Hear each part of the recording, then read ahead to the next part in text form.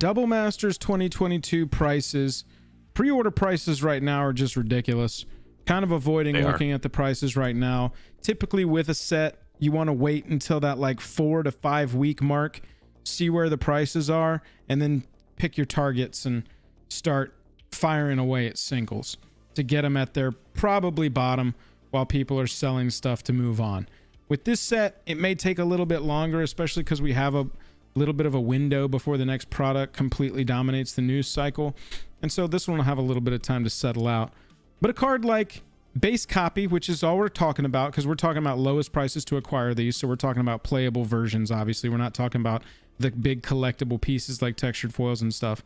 But Imperial Seal, Jake, what do you hope? What do you think you're going to end up targeting Imperial Seal at?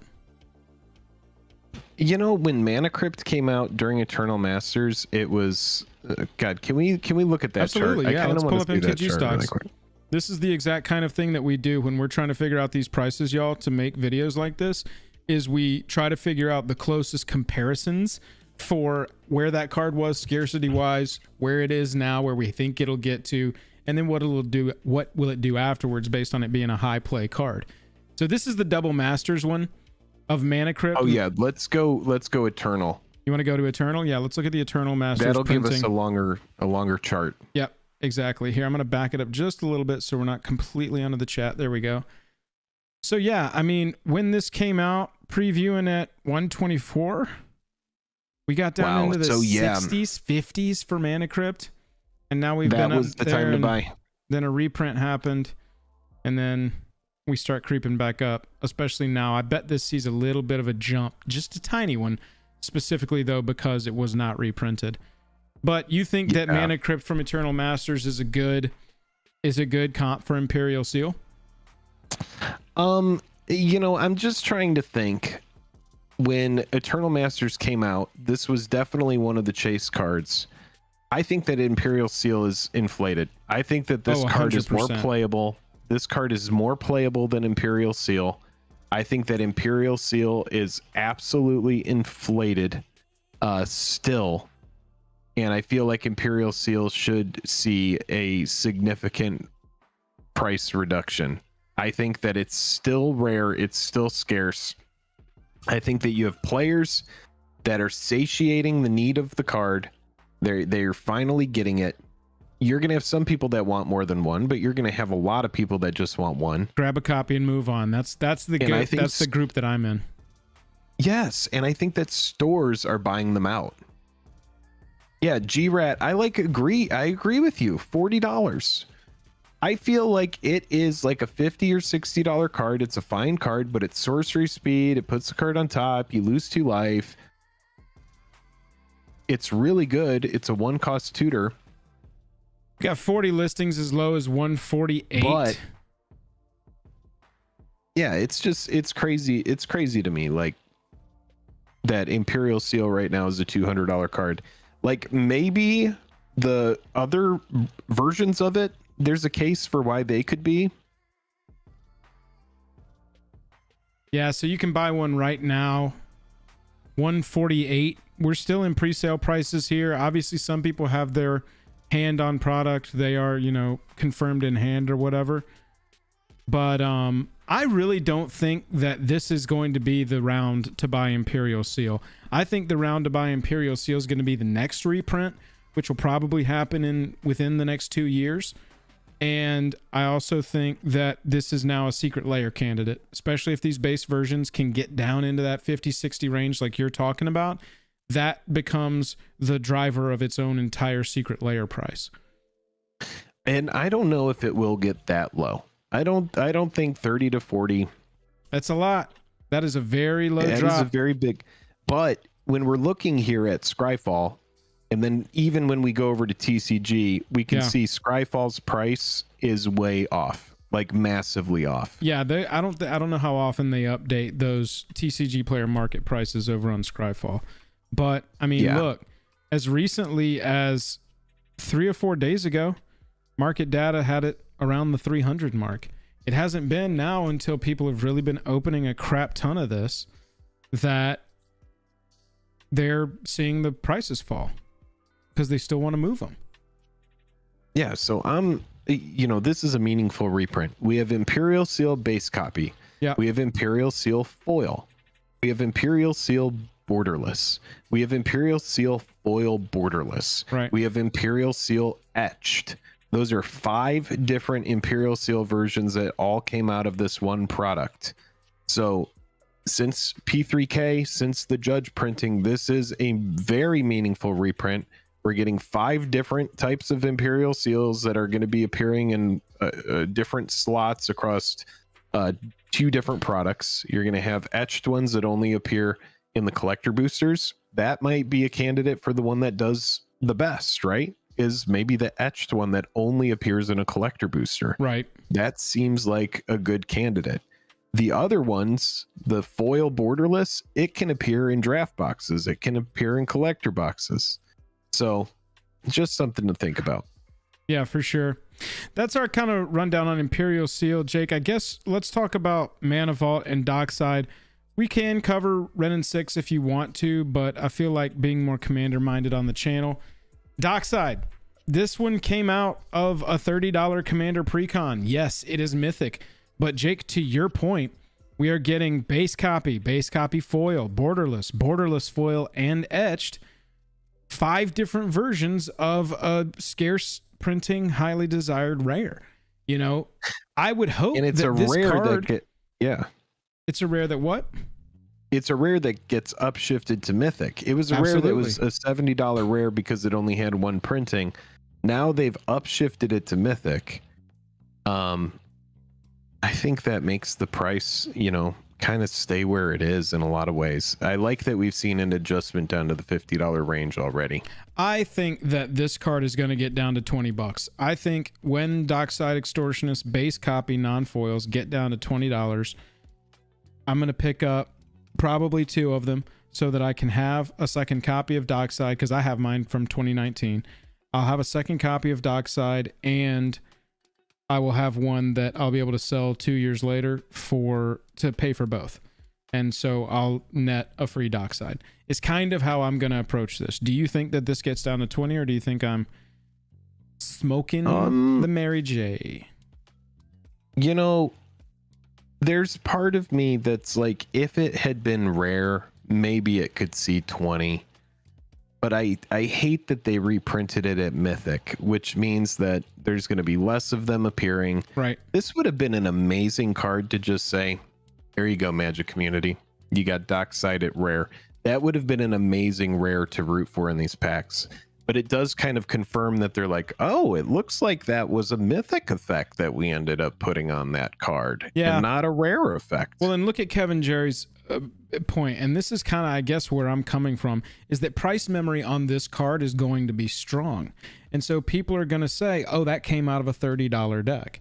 I just don't think that outside of the initial hype wave, I'm talking 5-6 weeks down the line, I don't think players are going to be wanting to spend $30 to pick up a Dockside. I think you're going to want to pay less. Maybe 25. Maybe $25 is where I'm thinking this lands. That's less than the price of the precon deck it came out of. And we're talking base copies. And that, 25 sets a great floor for them to look at all of these other printings of it and really price these up, from 25 all the way up to getting like a foil version of this where, we're talking in the hundreds. Yeah, I have to imagine a lot of this product is going to be opened. It's just a matter of our stores going to immediately skip that $10 and $15 range for their draft packs and go right to 20. Yeah. 25. Because if they do, I'm telling you, the first person who opens a $20 pack that has a Fiery Justice and whatever other jank rare was printed in this set. Yeah.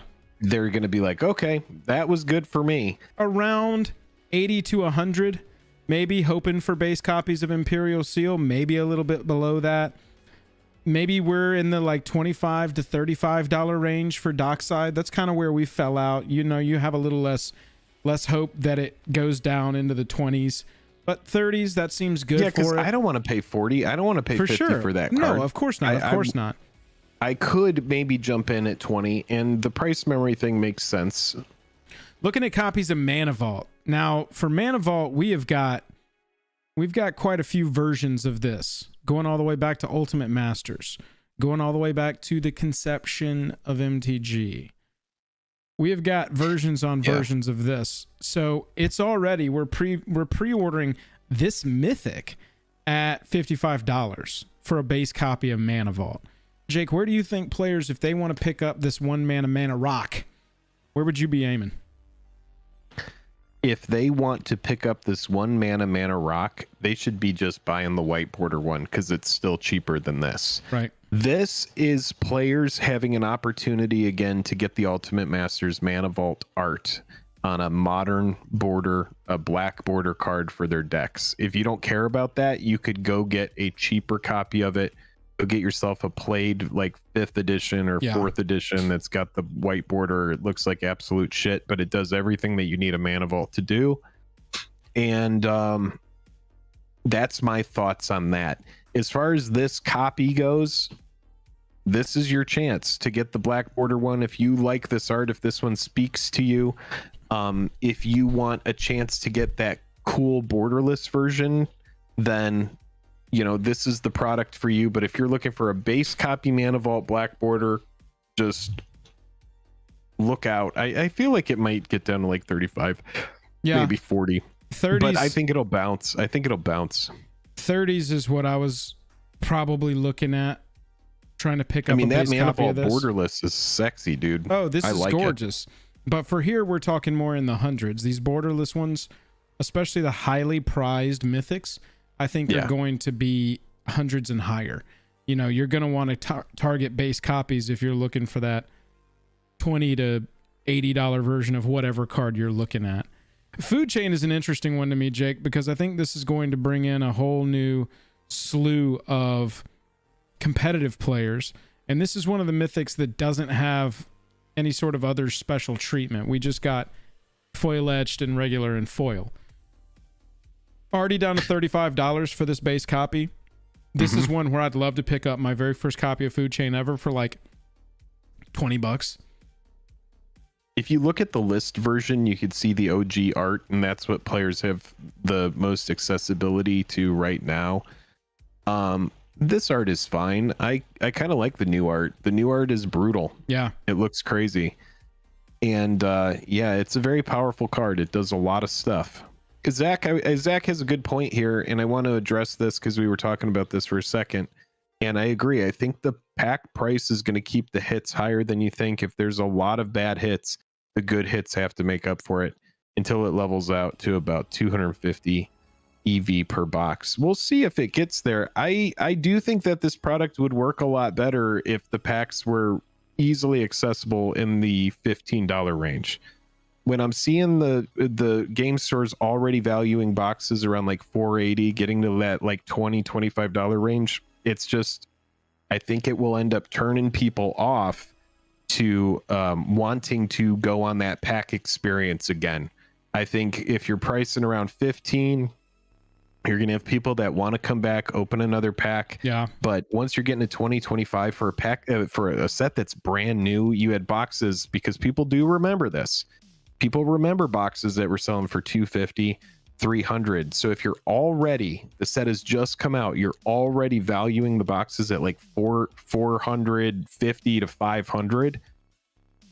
100%, Zach. People are going to be, they'll be turned off to it. I'm just saying how I would feel about it. I think the set needs time. We kind of need to see what it does and how the market really reacts, because we've seen some boxes that have been online that have been opened up that are just absolutely gas.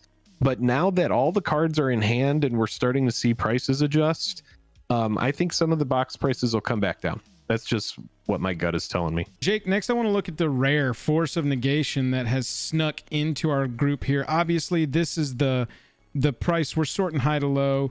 This Force of Negation is our expensive version because it's our borderless. But we also know we're going to get a base version copy of Force of Negation. Currently pre-selling around $41. I bet if we go over here and look at Force of Negation from our newest set especially, we're going to see possibly a cheaper price. Yeah, just a little bit lower. We're at the top of the 40 mark right now, looking to break through into the 30s. Do you think that we're going to be able to pick up a copy of Force Negation for like $20? That's what, again, this is another one where I'm like, man, I really hope this gets down to like 2025 so I can just grab my base copy and move on. Yeah, this is on the short list of really good rares that are in the set. Right. Yeah, it's alongside stuff like Frixion Altar that thankfully was printed at rare, Damnation, that kind of stuff. This is a really good hit, and I would love for this card to go sub 30. I think that it could get there, being on the rare list. Looking at the Modern Horizons version, I mean, this one premiered pretty low, mid 20s is where this lived. We're looking at bouncing between 20 and 30 for a long time. But then when it crept up and crossed that 50K mark and people started seeing, oh, this is in Is It Delver in Legacy, you know, this is in Doomsday and Vintage, because you only another 0 counter spell in a deck like that doesn't matter because you're trying to end the game that turn that you're popping, and you just want to freely protect whatever you're trying to do.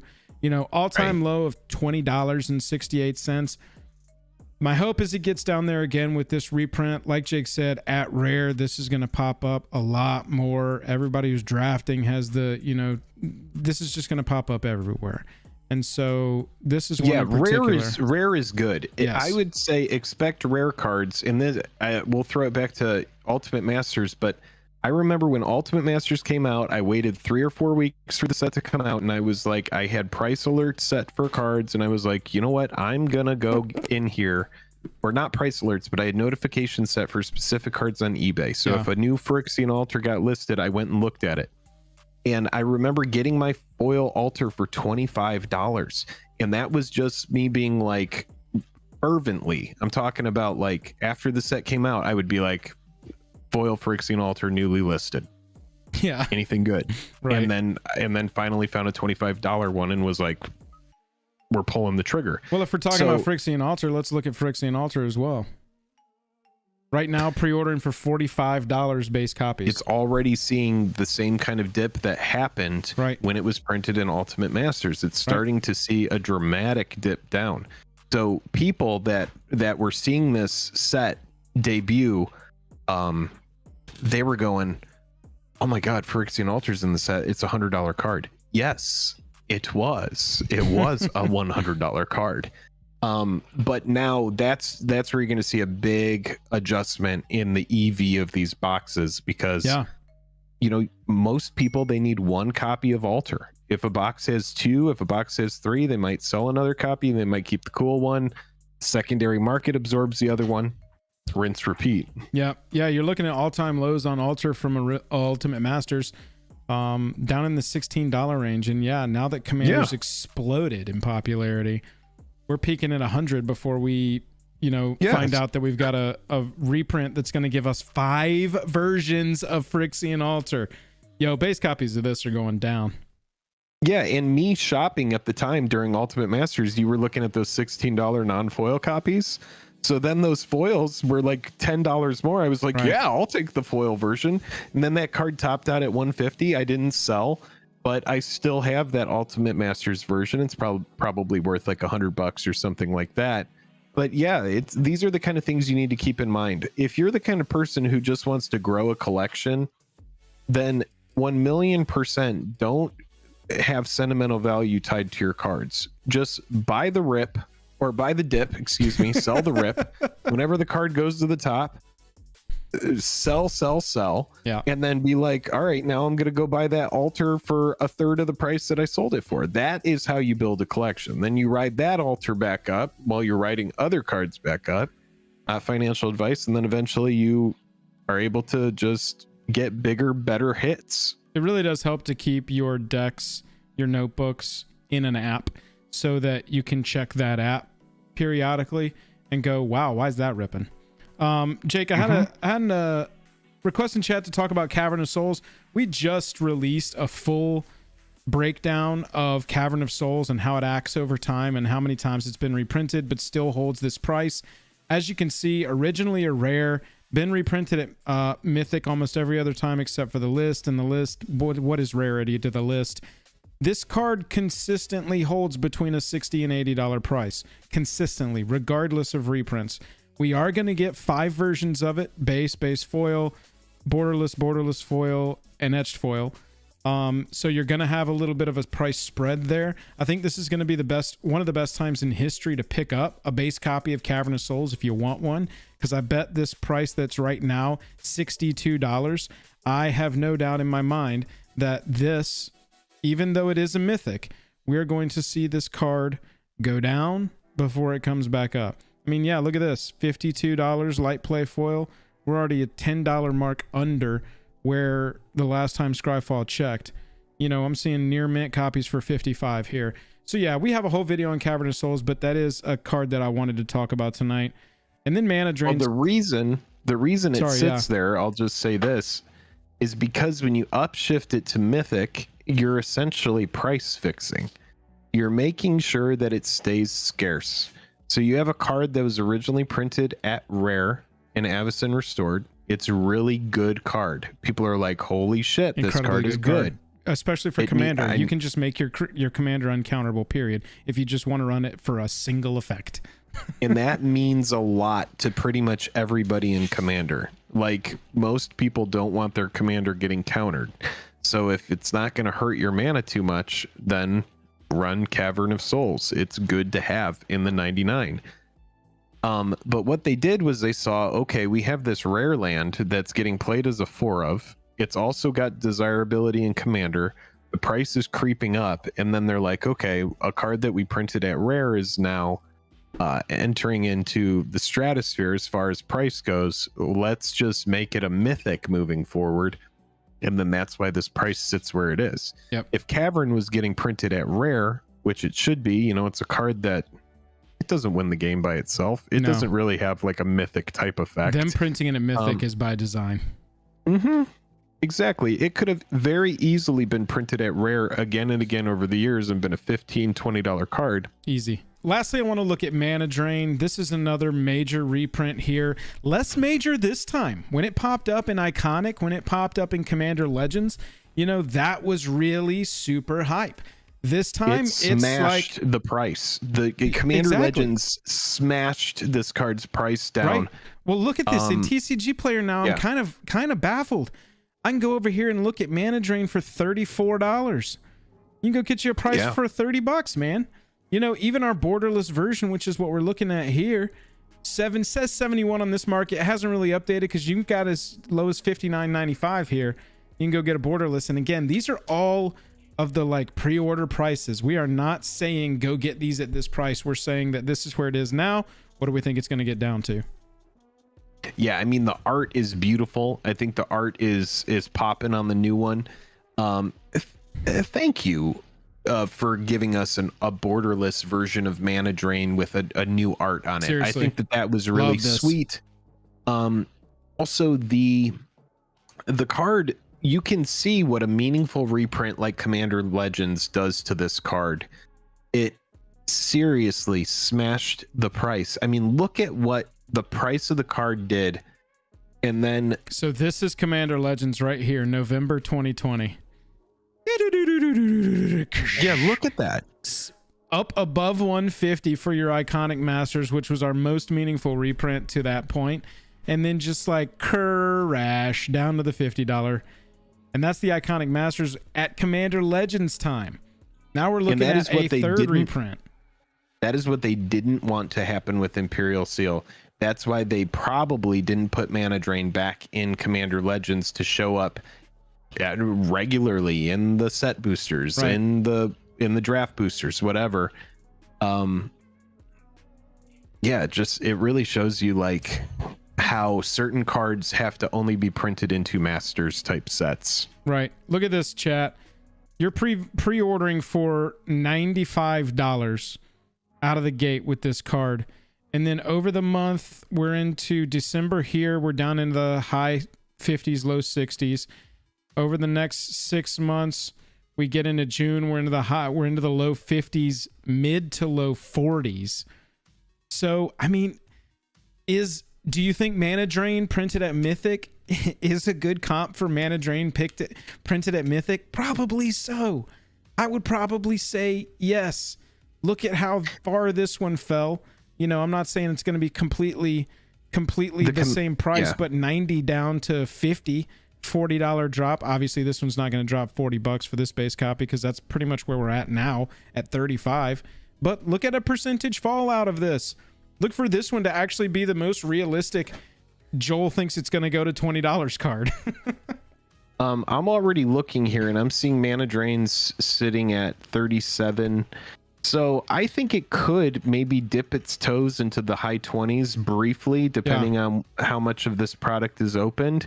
But I think the main thing that happened to Mana Drain was it was printed in Commander Legends, which was a set that just had so much product. Right. And a lot of those draft boosters were like $100. And Mana Drain showing up in reasonably priced boosters is going to affect the price. Whereas in this product, it may not move the needle so much. It might move it down a little bit, but the card is never going to get like sub 20 in my opinion. Ever. No, yeah, I could see that. That is our little breakdown on some of the very top hits in Double Masters 22 and what we think they might get down to. We have a couple more versions of this topic because this set was so full of good, meaningful reprints of highly playable, desirable cards. We will probably cover this topic from a couple of different angles in the future. But for this one, you know, looking at the mythics, what did we think some of these excellent mythics and most expensive rares were going to land at? Let us know down in the comments if you think we're far off or where you think some of these top hits are going to get to. Yeah, I think Emrakul didn't even need to be in the set. Like, Emrakul is a fine card, but you know, I don't think it needed to be part of any Double other Masters Eldrazi. 2022. Maybe don't print banned commander cards, please. Thank you. Yeah,